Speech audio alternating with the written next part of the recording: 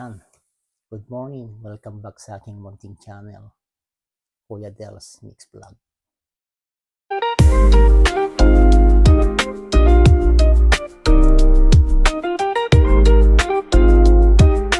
Magandang araw sa ating lahat at sana ay nasa mabuti kayong kalagayan.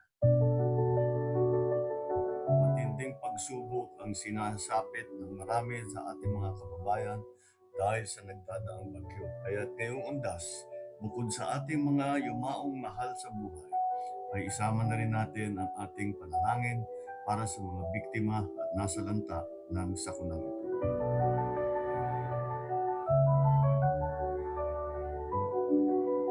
Milyong-milyong individual at pamilya ang naaapektuhan ng nagdaang bagyo. Mahigit 100 ang naitalang namatay at may ilang pa ring nawawala at pinaghahanap pa. Bilyong-bilyong halaga naman ng agrikultura at infrastruktura ang napinsala.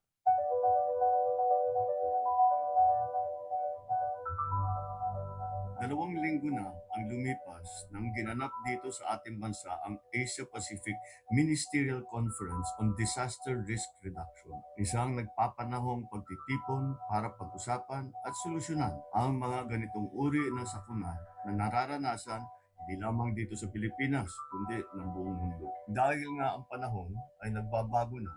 Ang tag-init ay sobrang init. Ang tag-ulan, grabe naman ang ulan.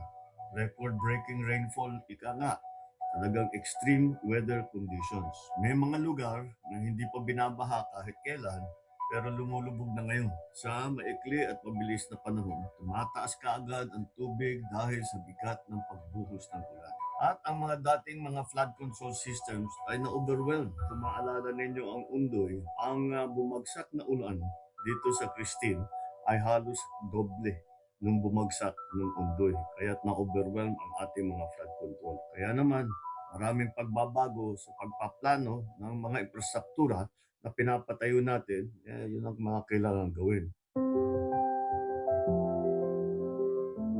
Ang mabilis na pagresponde sa mga nasalanta ay mananatiling prioridad natin. Kasama ang DSWD, DND, DPWH, DILG at iba pang mga ahensya ng pamahalaan. Maaasahan ninyong pagtitibayin pa ang ating national at local disaster risk reduction at response. Bahagi na talaga ito ng pamumuhay natin. Itinuturing na high risk ang ating bansa sa epekto ng climate change. Kaya kailangan natin maging magaling sa larangan na ito. Disaster risk reduction, both the public at the private sector, para naman mabawasan ang mga napapahamak sa mga ganitong uri na sakuna. Mabuti naman, ngunit napuno kagad. Hindi na evacuation area ang pinaglalagyan ng mga tao, lalo na sa Naga City kung saan ako nakapunta. Kung saan sa ang building, yun na nga, City Hall nga ng Naga, puno na dahil doon na nila na yung mga evacuees. Ang naging problema talaga sa Bicol ay ang tagal bumaba ng tubig. Natagalan tayo na makapasok hanggat nagkaroon tayo ng mga rubber boat. Dahil yung truck hindi pa kaya pumasok. Yung mga relief goods, pagdala ng mga tao sa evacuation center, ginawa na yung rubber boat ang ginamit namin. May mga nagre-react dahil daw kahit baluarte ng ating katunggali noong eleksyon ay pinupuntahan ko. Nandun ang bagyo. Ang bagyo hindi nangingilala ng eleksyon. Kaya kung saan na may problema, kung saan ang nangangailangan ng tulong, doon tayo pupunta.